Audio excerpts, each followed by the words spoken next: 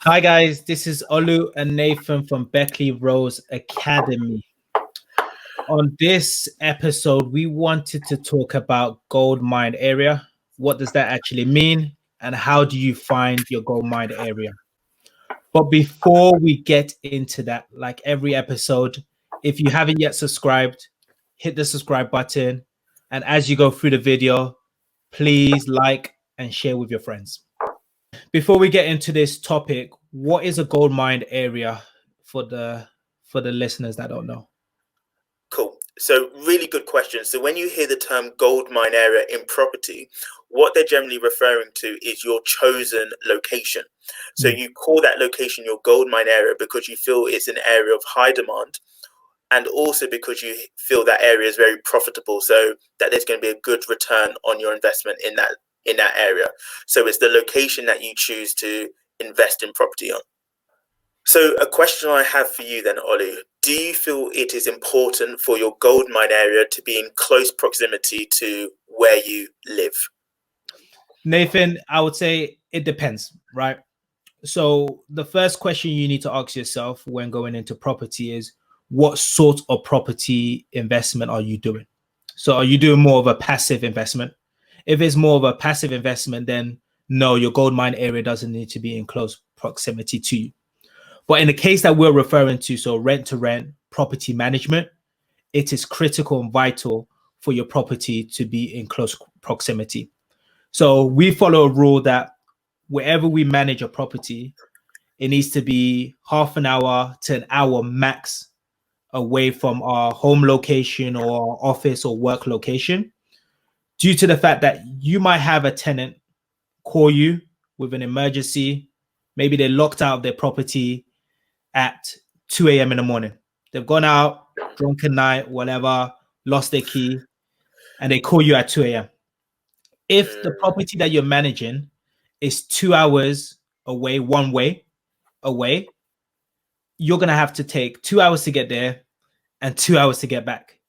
Like, you need to create a property management business that is realistic and is not just creating a headache for yourself. So yeah, like again, it's vital for whichever property or your gold mine area to be in close proximity. I would say half an hour, maximum an hour from where you live.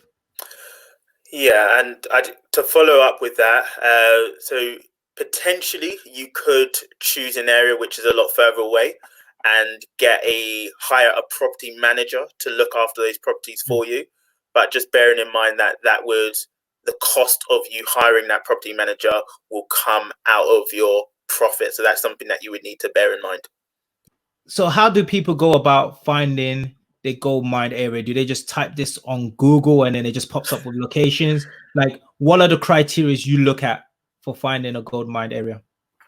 Yeah, so really good question. So one of the first things that I would be wanting to do is understanding what is the tenant type that I'd be looking to attract to our property. So with our particular strategy, we were looking at professional and corporate clients. I think once you know your tenant type, you then want to see, is there a lot of things in your area that is going to be attracting that particular tenant type to your area? So for example, if we were looking at students to manage HMOs for students, but there's no university in our area, that probably wouldn't be a gold mine area for students because there's not going to be a lot there. For us, when we're looking at professional tenants, we were looking at kind of what is the employment rate in the area, where are the industrial estates, or where is the business parks, how far does it take to get to local restaurants, local supermarkets, shops, shopping centres, where is the public transport in the area? So is there really good transport links to get from A to B in your area? Because what you'll probably find is that professionals, they might want to go in and out of town. Maybe they've got business meetings out of town, so they want to have really useful, reliable transport links to get in and out of town. So they're kind of the things that you want to be looking at. Is there enough things in your area that is going to be attracting the tenant type that you're looking to put into your properties? Everything you said is spot on, but it's also critical to talk to your target audience. I remember when we were initially searching for our gold mine area, we were going to be in a close proximity to a business park. And we spoke to people that worked in that business park and said, where would you like to live? Do you like this particular area? And they said, no, this is too sort of industrial. I'd rather be a train journey away from this. This town down the road is a lot nicer. So communicating with your target audience will allow you to understand where they want to live. Like Nathan mentioned it perfectly, right? I will need to go to a university and speak to the students to understand where they want to live, right?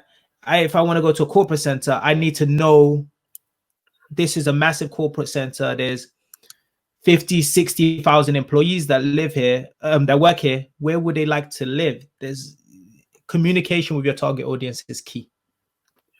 Yeah, no, definitely agree with that. We have a few properties. So how close do those properties have to be to like train stations, bus stations? Is that a critical area that we need to take into consideration? Yeah, I would say it is a very important question, because once you've chosen your goldmine area and you're then deciding on the locations of your properties, you then want to decide on how close it is to local amenities in the area. So usually we have a rule of thumb that your property should be no further than about 15-minute journey on public transport into the center. So you don't want a property that's 45 minutes away from the center of your goldmine area. And when we say the center, we mean like the shopping center, the railway station, where everything is happening, because most likely they're working in the center. Most likely all the shops are in the center. Most likely all of the public transport, like the railway station, is in the center. So if you're managing a property that's 45 minutes away, it's unlikely that you're going to get a lot of demand. And what you have to remember is that a lot of tenants generally who are staying in HMOs don't necessarily drive. There's a high profile of tenants that are actually using public transport. So when choosing on particular locations, you want to see, okay, how far is the local bus route from that property, and how long would it take for that tenant to get into the centre from there? So always think of a rule of thumb, usually about 15 minutes on public transport. No, thank you, Nathan. That's really helpful. So we've talked about the importance of being in close proximity to your goldmine area. So 30 minutes to an hour away from your goldmine area. We've talked about the importance of understanding your target audience, communicating to those target audience, finding out where they want to live, and ensuring that you select your goldmine area based on your target audience. We talked about the importance of being approximately around 15 minutes on public transport away from the center of town. So where you'll find the restaurants, the leisure centers, the public transport that will go maybe into London or to any of the hot cities. Why don't you also address something I hear quite a lot about, Article 4? That comes a lot when people talk about property and also goldmine area. So what is Article 4 and why should people care about it? Yeah, so really good final question. So Article 4 is, or knowing whether your area or your proposed goldmine area is in an Article 4 area, is also really important when it comes to rent. So what Article 4 is? Article 4 is a direction or a directive made by your local planning authority. And in essence, what it means is that planning permission is required for renovations of existing buildings, which could relate to changing the use of a family home to a HMO. So normally, without a specific Article 4 directive, the change of use from a family home to a HMO is usually part of what they call permitted development rights.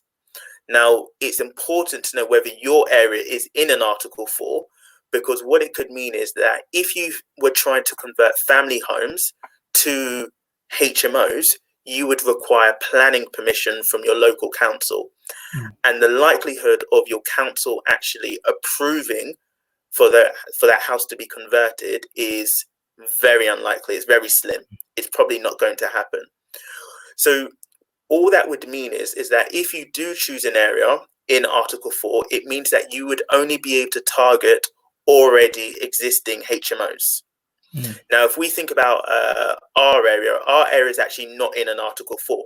So what that means is that we have two avenues of properties that we can target. So we can market to already existing HMOs, but we can also target properties that are family homes, which we can convert to HMOs. So we almost have a wider option of houses that we can look at. Whereas if you're in an Article 4 area, you can only really target existing HMOs. Yeah. So when choosing your Goldmine area, it's important to know whether you're in an Article 4 area, and you can find that information through your local council website. They will usually have a map of your area, and it will kind of show you which parts of your area is in Article 4, because sometimes it's not the whole area. So it may not be all of London, for example, is in Article 4. It may just be South West London might be in Article 4, or a particular area in London. So it's important to actually go into the local council website, check the map, and actually see whether your area is in an Article 4. So very useful to know. Makes sense. No, that's really good. That's really, so you can still have a Goldmine area, which is also an Article 4 area. It's just understanding how you target and who you target, right? So targeting HMO owners or landlords, and knowing that you won't be able to convert family or family property into a house of multiple occupancies. Yeah, exactly that. Perfect. All right, guys. So I hope you really enjoyed this video.